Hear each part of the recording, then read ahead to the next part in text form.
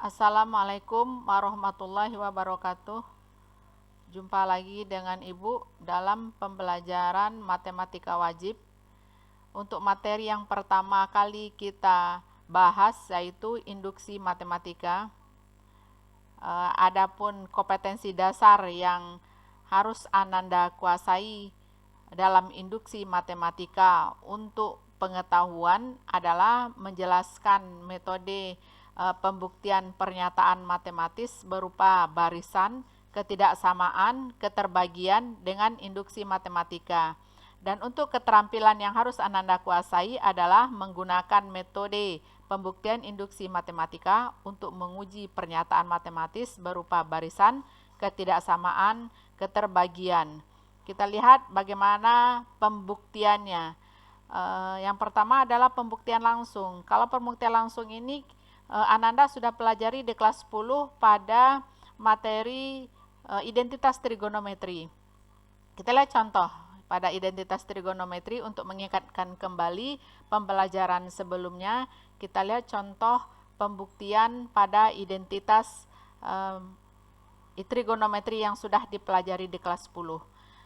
Buktikan sin pangkat 4A kurang cos pangkat 4A itu sama dengan 1 kurang 2 cos kuadrat A. Kita lihat bagaimana penyelesaian dari soal trigonometri di atas. Kita lihat bagaimana penyelesaiannya. Sin pangkat 4A dikurang cos pangkat 4A itu sama dengan 1 dikurang 2 cos kuadrat A. Kita lihat, kita faktorkan dia. Faktorkan sin pangkat 4A kurang cos pangkat 4A itu difaktorkan menjadi sin kuadrat A ditambah cos kuadrat A dikali sin kuadrat A ditambah cos kuadrat A. Ini dengan jalan pemfaktoran. Kemudian dengan jalan identitas Pitagoras kita dapatkan 1 kali sin kuadrat A dikurang cos kuadrat A. Di mana 1 itu kita dapatkan itu dari sini.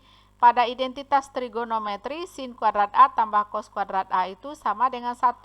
Jadi 1 dikali sin kuadrat A dikurang cos kuadrat A. Nah, kita dapatkan hasilnya menjadi 1 dikurang cos kuadrat A dikurang cos kuadrat A. Dari mana datangnya 1 kurang cos kuadrat A itu adalah dari sin kuadrat A. Sin kuadrat A itu sama dengan 1 dikurang cos kuadrat A. Asalnya dari mana? Dari sin kuadrat A tambah cos kuadrat A sama dengan 1. Nah, kita dapatkan hasil terakhirnya adalah 1 dikurang cos kuadrat A. Kita perhatikan ini dari mana datangnya. Perhatikan sin kuadrat A ini adalah sama dengan 1. Sama dengan 1 pada identitas trigonometri. Sehingga apa? Kalau dicari sin kuadrat A, kalau dicari saja sin kuadrat A, maka sin kuadrat A itu sama dengan sama dengan 1. Ini kan dia sama dengan 1 tadi. Jadi sin kuadrat A ini saja sama dengan 1 ini. Nah, tadi ini sama dengan 1 ya. Sin kuadrat A tambah cos kuadrat A sama dengan 1, maka sin kuadrat A saja sama dengan 1 dikurang cos kuadrat A. Nah, itu dia sama dengan cos kuadrat A. Tinggal S-nya. Nah, sehingga apa? Sin kuadrat ini saja adalah 1 kurang cos kuadrat A. Nah, dikurang lagi dengan cos kuadrat A. Ini dia, maka kita dapatkan hasilnya 1 kurang 2 cos kuadrat A. Kita lanjutkan dengan metode pembuktian tidak langsung, itu dengan kontraposisi. Kita lihat contohnya. Misalkan n bilangan asli, buktikan bahwa jika n kuadrat ganjil maka n ganjil. Kita akan buktikan n kuadrat itu ganjil maka n ganjil. Umpamakan atau misalkan n kuadrat itu ganjil. Kalau n kuadrat ganjil maka n itu adalah ganjil. Jadi kalimat n kuadrat ganjil kita umpamakan dengan pernyataan P, dan kalimat n kuadrat n ganjil kita umpamakan dengan Q. Nah, kita akan coba bahwa implikasi jika P maka Q selalu benar. Nah, dibalik, jika ingkaran dari P maka ingkaran Q selalu benar. Perhatikan di sini bagaimana kita membuktikannya. Umpamakan n tidak ganjil. Nah, kalau n tidak ganjil kan bisa juga n tidak ganjil ini kita sebut dengan n genap. Ya, n kuadrat tidak ganjil bisa kita sebut dengan n kuadrat genap. Berarti pernyataan n genap bernilai benar.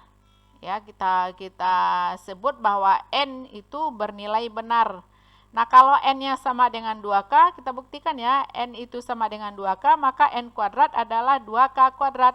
Sama juga dengan 4K kuadrat, sama juga dengan 2 dikali 2K kuadrat. Artinya apa? Bahwa n kuadrat itu adalah genap. Ya, jadi ingkaran dari n kuadrat genap adalah benar. Maka ingkaran Q maka ingkaran P, artinya ingkaran n itu genap, artinya n genap itu, maka n kuadrat genap itu pasti benar. Nah, kalau dia n kuadrat itu genap dan n-nya genap benar, maka pastilah n kuadrat ganjil, n-nya juga ganjil, lawan dari ini. Ya, kalau lebih jelasnya kita lihat misalnya 2 kuadrat ini kan sama dengan 4. Berarti kalau n kuadratnya 4, ini adalah n kuadrat. Kalau n kuadratnya itu adalah 4, maka n-nya saja adalah 2. Ya, adalah 2, n saja adalah 2. Berarti apa? Benar kan? Kalau dia n kuadratnya genap, maka n-nya genap. Atau misalnya n kuadratnya itu 16, maka n-nya adalah 4, sama-sama genap dia.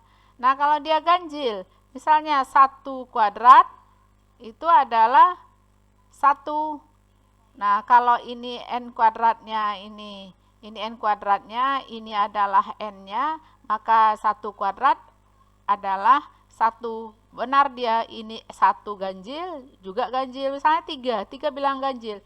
3 kuadrat itu adalah 9. Nah, berarti ini sama dengan 9. Ini adalah n kuadratnya sama dengan 9. Maka n-nya berapa? N-nya adalah 3. N-nya adalah 3. Berarti apa? Terbukti kan bahwa kalau n kuadrat ganjil, maka n-nya juga ganjil. Nah, kita lanjutkan. Bisa dipahami mungkin ya. Kita lihat. Kita lanjutkan.